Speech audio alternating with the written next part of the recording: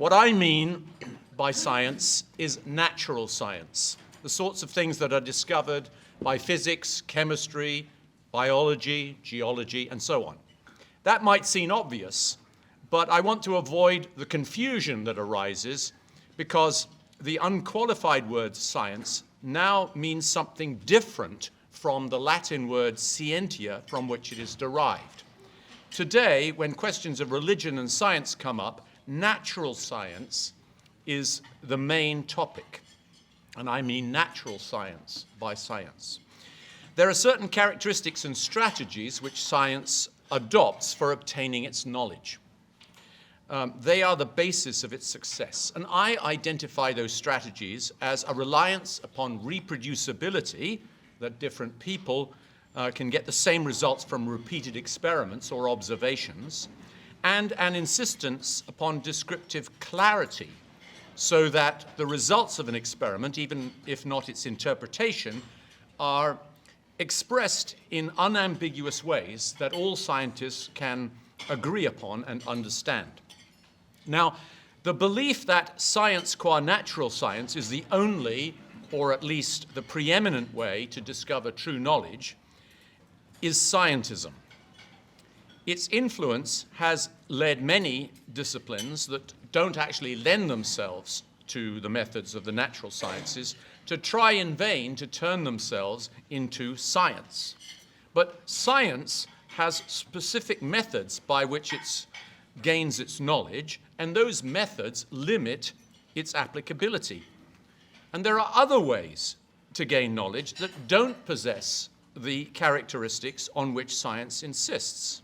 So when in 1935 Bertrand Russell wrote as follows, quote, "Whatever knowledge is attainable must be obtained by scientific methods, and what science cannot discover, mankind cannot know," which was from his book Science and Religion, that explicit declaration of scientism was a ghastly mistake.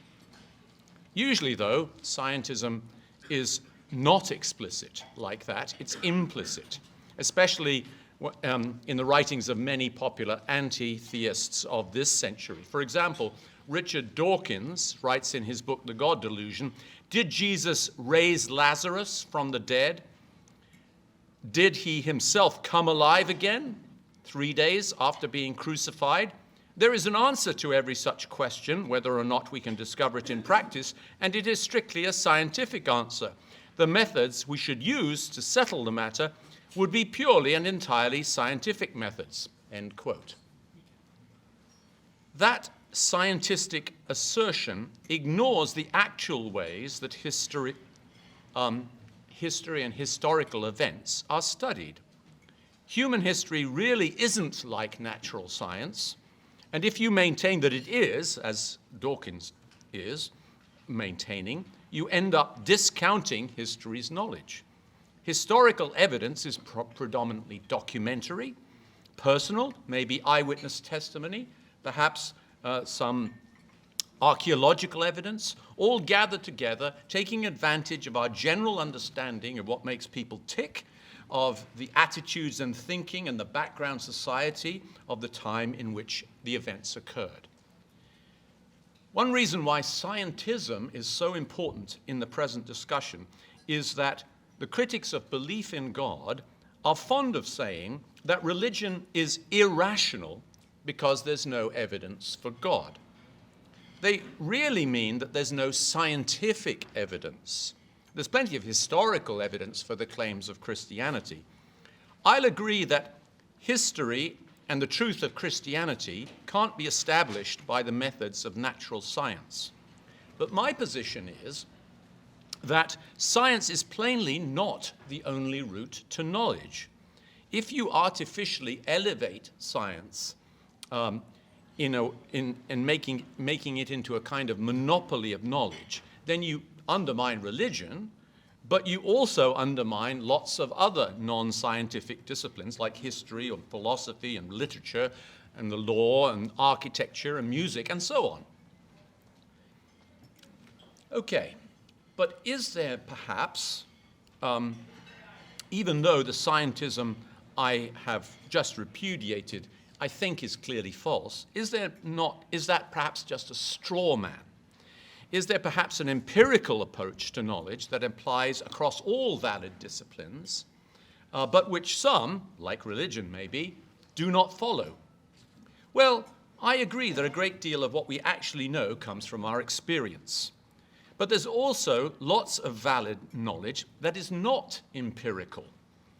Mathematics, logic, language, history, moral sense, arguably almost anything you learnt from a book. And even when our knowledge is based on experience, it very often lacks the kinds of warrant and definiteness that science gains from its insistence upon reproducibility and clarity. It's just not true that the methods of the natural sciences or extensions or generalizations of those empirical methods are the royal route to knowledge.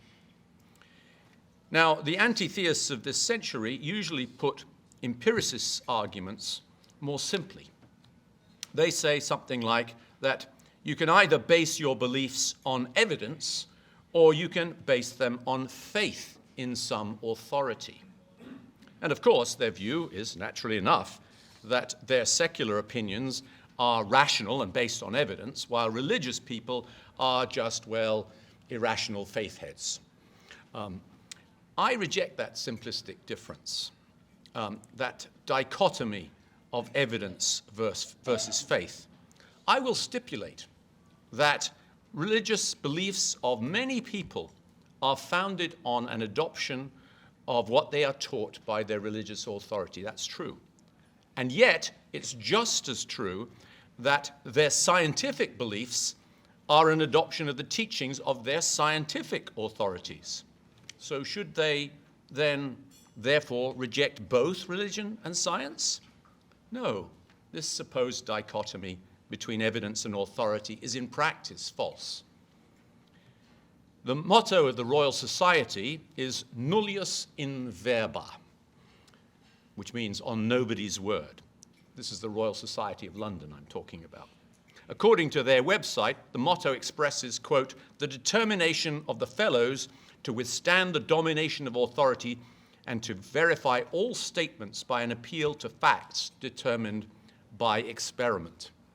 Now, nullius in verba is a fine motto for a scientific society, and the Royal Society, of course, is a preeminent historical scientific society. But it makes no sense as a general rule for the whole of life. It's simply impossible to verify all statements by an appeal to facts determined by experiment. And to say that one will do so is hopeless scientism. So history, as an example, is not science, mostly because it deals with unique and unrepeatable events of the past, which do not display the reproducibility on which science depends. But there are other very important things in the world and in our lives that defy scientific investigation because they lack the unambiguous clarity, which is the other main characteristic of science. I'm thinking of such matters as the beauty of a sunset, or whether a legal verdict is just, or whether I love my wife. There's no scientific way to prove Caesar's crossing of the Rubicon. There's no scientific way to judge the justice of a verdict.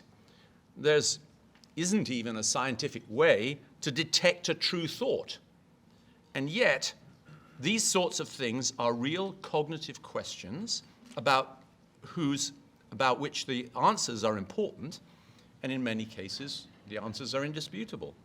Questions about God, I think, are of mostly the same type. They're not scientific. So the most important antidote, I think, to scientism is to give due weight to descriptions from different perspectives, or one might say descriptions at different levels. And this is actually commonplace in science, in the natural sciences, but it needs to be advocated at all the levels of description that go beyond. So an illustration might be the human person. You might say that I am an assembly of electrons and quarks. Yes, it's true. I'm a mixture of a wide variety of chemical elements. True. Yes, I'm a wonderful system of biochemical processes guided by genetic codes, yes. I'm a vast and astoundingly complex organization of cooperating cells, yes. I'm a mammal with hair, a little bit left, and warm blood. Yes, I am a person, a husband, a lover, a father. Yes, I am an eternal spirit beloved by God. I am a sinner saved by grace. Not one of those descriptions, I maintain, is necessarily less true than any other. Not one of them rules out the others once we set scientism aside.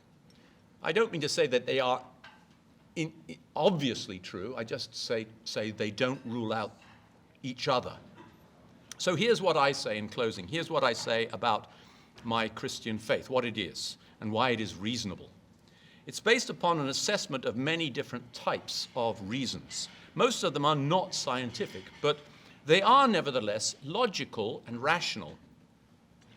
The most important types of reasons for me are actually a combination of historical evidence and personal religious experience. And I see my Christian faith as compatible with science, but not compatible with scientism, because basically scientism is a rival religion.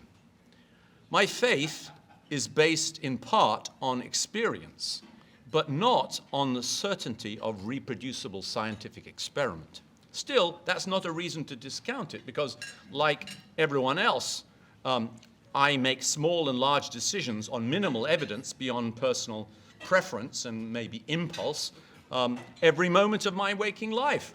If history is any judge, it is people who act boldly with determination and commitment, even in the face of risk and in the absence of complete information, who are successful in this world. And such people are called men and women of action.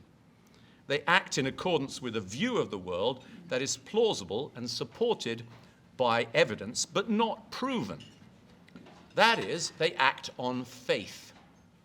And I think my religious faith is quite simply the same principle applied to matters of God and the Spirit.